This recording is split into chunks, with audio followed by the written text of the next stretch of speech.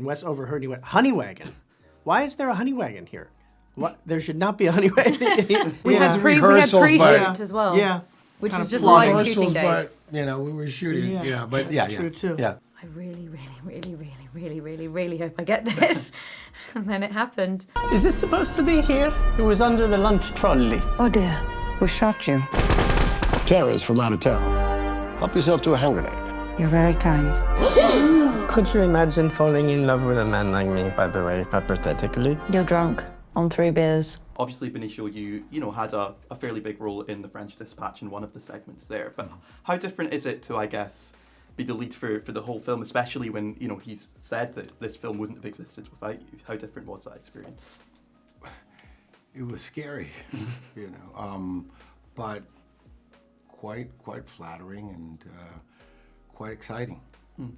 It's a great part of a character that is full of contradictions and has an incredible arc. So it's a motivator. It turns you on, and as an actor, you dream of parts like this. So it was quite exciting. And then the script, the story, was also unpredictable, original, fun, and then the cast. It's incredible, the cast. All those cameos, Michael, Mia, quite exciting.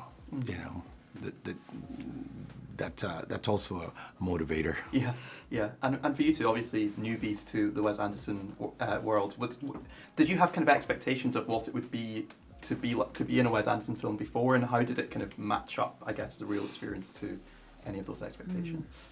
Well, I didn't have any expectations. Didn't? No. I did. Really. I mean, I had heard sort of the fables of Wes's productions and how everybody takes dinner together and everything, that Wes is sort of this consummate host while making the movie. And he really is. And even just now, we all just came from Cannes. Even that whole experience was, I would say, was curated by Wes. Where we stayed, how we dined, how we traveled. Yeah. You're in his experience, and he's really good at that, among, obviously many other things. But that's like a big strength of his, I think, is how the atmosphere he creates while working.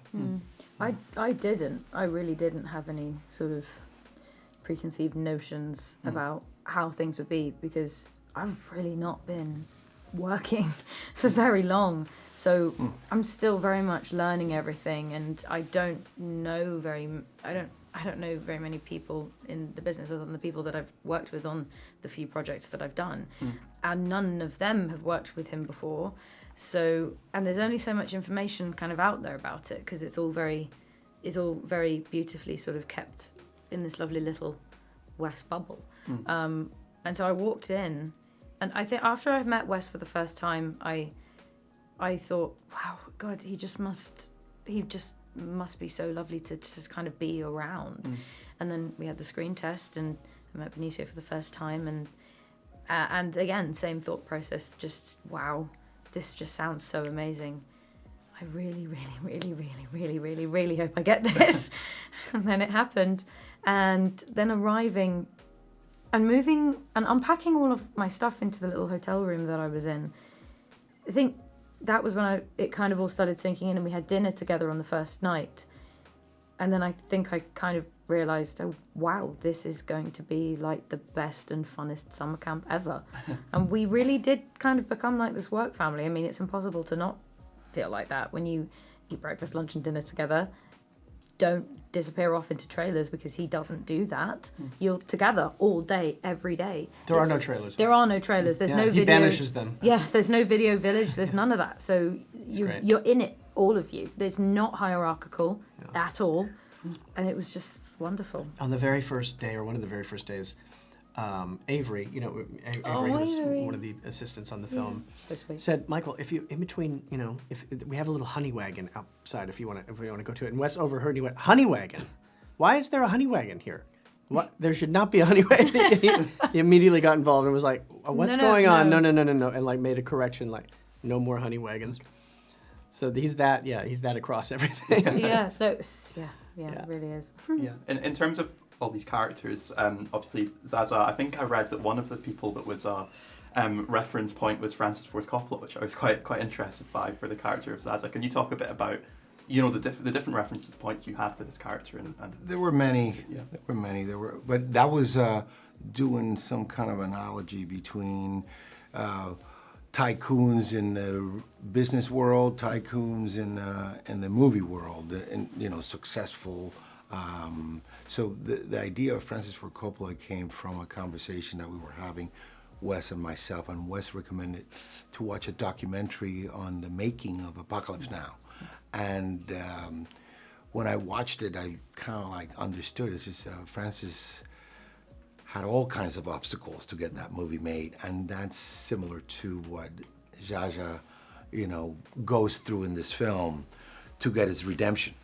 It's a long road and winding road, and not always paved. So that's where it comes from, the idea. But there were different, also there was, Wes used his father-in-law, who I never met, but to write the script. And the other thing with Wes is that everything is there on the script, every detail for your character is somehow it's on the page. Yeah. And a lot of it. And I'm right in saying that you kind of see the script in stages as well as he's writing it. Does that kind of help in building the character from an actor's perspective? Yes, in a way. It also is very scary because when I read the first 20 pages, it was like, okay, that's great. Then the next 20 pages, I'm still in it, and I'm doing a lot of talking. Next 20 pages is like, oh my God. And then it starts to get like, oh, Wes, this is going to be a challenge. And it was, but, it was a beautiful challenge. In terms of Bjorn, I'm sure there's no particular Norwegian insect experts that you kind of use as reference points for the thing. But what were the kind of aspects that went into the characterization for you in playing him? Well, into the characterization. I mean, like Benicio said, it was very, very much on the page. Like when I read the script the first time, I felt like I could see the character quite clearly. Save for like the very specific, tuning of the certain details. But I mean, we worked on it together. We kind of put it in place slowly. Wes gives himself a lot of time, prep time, at least with us. I don't think every actor had that luxury. Like I think some people just show up and they kind of get thrown in while we're already in production. But we had a couple weeks to be very considerate about our characterizations and the look and the feel and the sound of them. So that was while important. Shooting at the same time. While starting. Oh yeah, we had rehearsals, pre-shoot as well. Yeah. Which Kind is of just plotting. like shooting days. But, we were shooting. That's true too. Yeah. And the accent, did that take a bit of time to get right? Did you try a few different It did things? because I kind of worked on it myself, but I really kind of ultimately had to find it with Wes, and we had to calibrate it together in a way that felt right for him.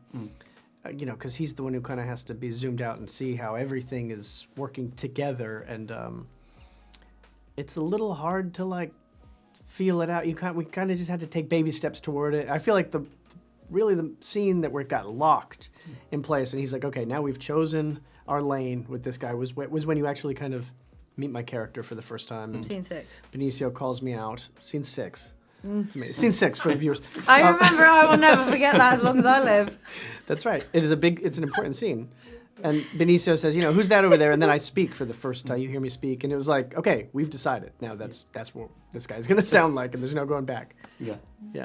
And then Mia, in terms of Liesl, what were some of the kind of key moments for you in terms of crafting that character and really feeling that you were Liesl now? Well, Catholicism was a huge bit.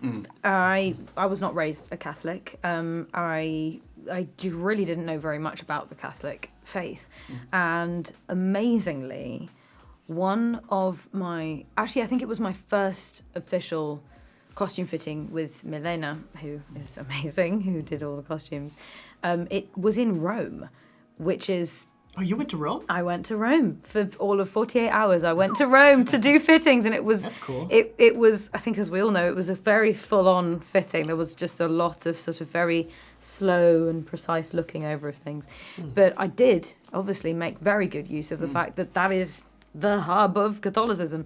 So I, went around and just kind of tried to absorb as much as I could visually.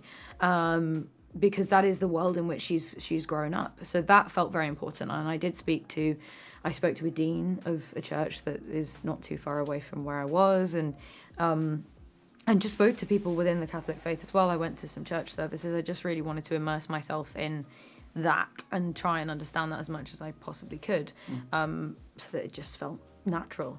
So there was that, and then I also think that the nuance and the subtlety of the very complicated relationship that she has with Jar Jar was something that I took a lot of time over just quietly on my own, because a lot of her journey that she's had up until the moment that we meet all of them together has only been on her own.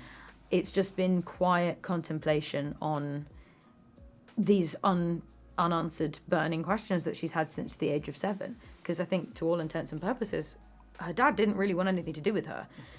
So it was this sort of, I spent a lot of time over that, and then we unpacked more of that when we got to Germany as well. It was wonderful to do that with Benicio.